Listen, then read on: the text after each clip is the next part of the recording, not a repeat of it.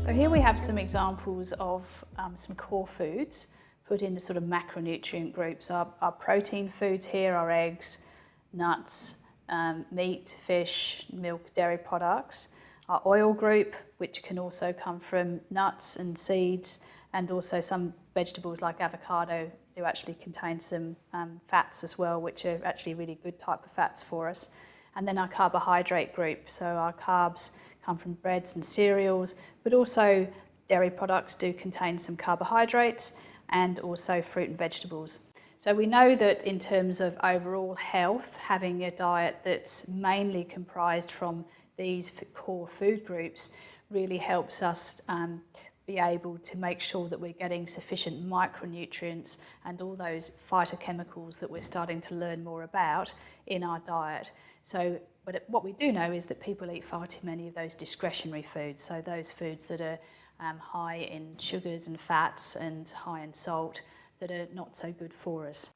So what does this tell us about appetite and satiety? Well, as we've discussed, we know that protein types of foods and having these as a part of our diet or part of our main meals will help us feel fuller for longer. And if we add a protein food in, again with a bulking agent, so lots of vegetables for instance, or salads, will help us feel not only fuller for longer, but also provide us with the micronutrients and those important phytochemicals that we need that we wouldn't get any other way.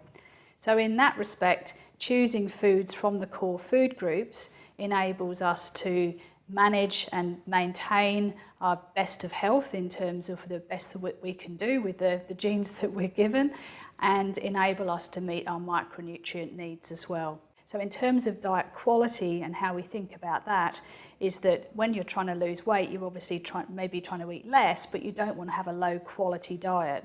So even though you might be able to have a piece of cake, for instance, and it's got the same amount of calories in as a lunch with the sandwiches and a salad, you're actually not going to get the micronutrients you need from your piece of cake. That would be not such a high quality diet.